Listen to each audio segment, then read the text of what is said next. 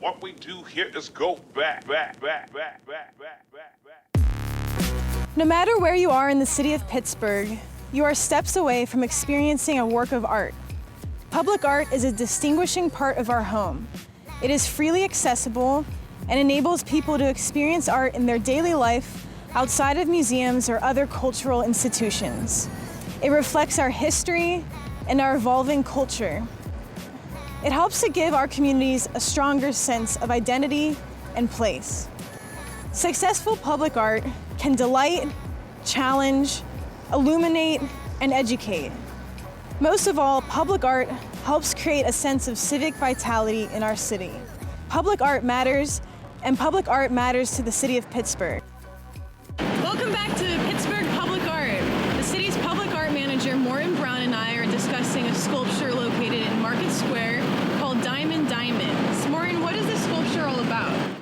So right off of Market Square on Market Street is where these two sculptural pieces are. They're fixed atop city light poles, so they're like 14 or so feet in the air. And they sort of have this diamond/honeycomb kind of look that makes this sort of chandelier form on top. There are a series of small LED lights that Carin incorporated into this metal form. So they just sort of shimmer and glimmer at night, but also since they're opposing across the street from one another, they form a gateway. And this was the intent of the Pittsburgh Downtown Partnership, who actually commissioned the piece in partnership with the city. The PDP wanted, they're all the time doing stuff, as you probably know. They facilitate the farmers market in the summertime. They work with the city for the temporary art program that's now in Market Square in the wintertime.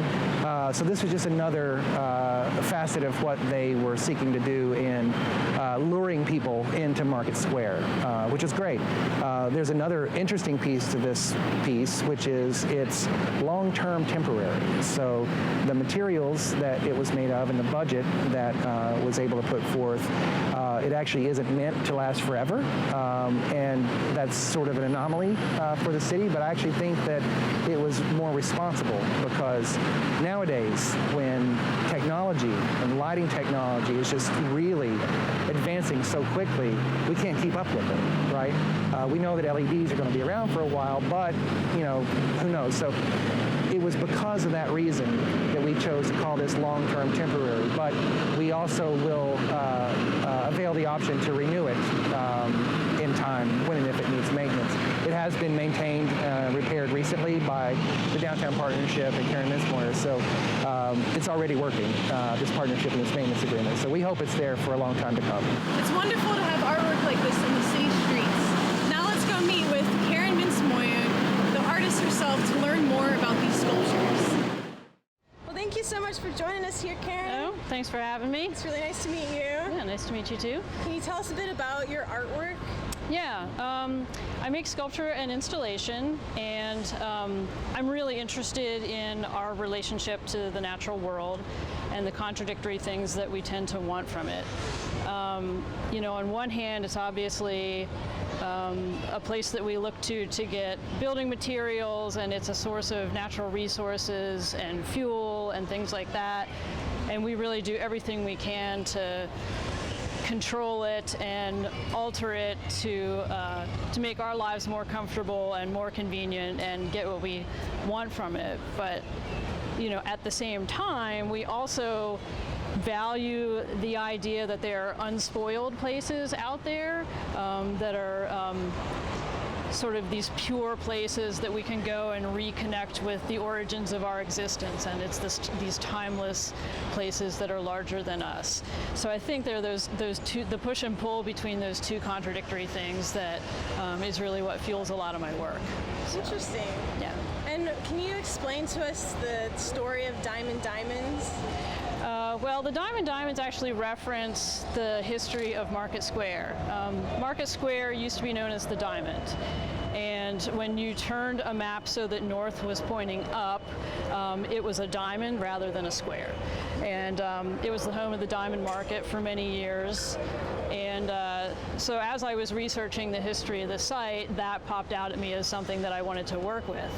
And on the sculptures, you can see the blue sort of grid shape is, that references the molecular structure of the diamond, so that's sort of the natural form of the diamond, and then suspended within that are brilliant cut diamond shapes, which is the sort of traditional diamond shape that we think of, and so that represents the cultural image of the diamond. Okay. And I just thought that that formed an interesting analogy to what a city is, because if you think about Pittsburgh and what was there before the city was there, it was this, beautiful natural environment at the confluence where two rivers come together with rolling hills, and then, the geometric grid of the city is placed over that, so it's the cultural form of the city placed over the natural shape of the land. And in the same way, the diamonds, we don't necessarily value them in our culture in their natural form. We've cut facets into them and add our own geometry, and then they're valued. And so that was the analogy that I saw there. Neat. I like that juxtaposition. Yeah. And what's it made out of? The framework is steel. It's a powder-coated steel, and then the diamond shapes are made out of plexiglass. It's laser-cut plexiglass, and then each one of the diamonds has an LED light in it. So. Okay. And why did you choose this location here?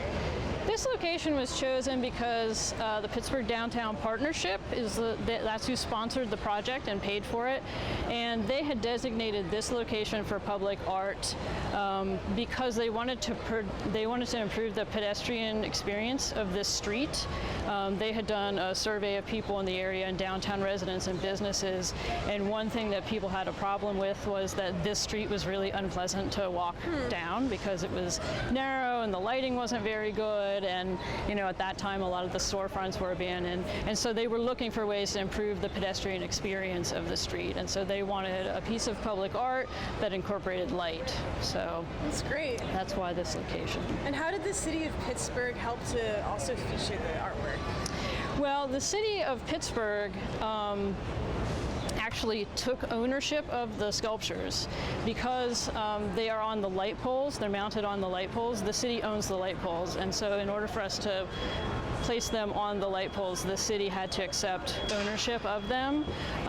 And also the lights, all of the LED lights are powered directly through the street light. Okay. And so they're powered from the city's street poles. So. And do they help to clean them and take care of them as well? Pittsburgh Downtown Partnership actually still maintains them. And so there was a lot, they had to work out a contract where one party maintains them and one party owns them. So. And why do you think that public art like this is important?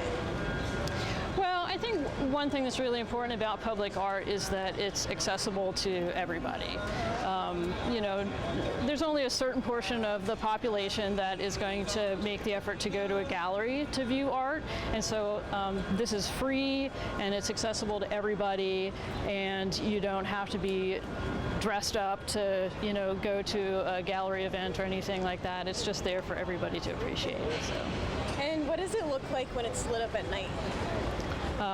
Well, I think it's beautiful, but each of those diamonds, there are 39 or 40 diamonds on each pole, and they all surround the street light, and so you have the street light in the middle, and it's surrounded by a whole bunch of little lights, and then also each of those lights lights up the plexiglass diamond, so you sort of see this cluster of glowing lights.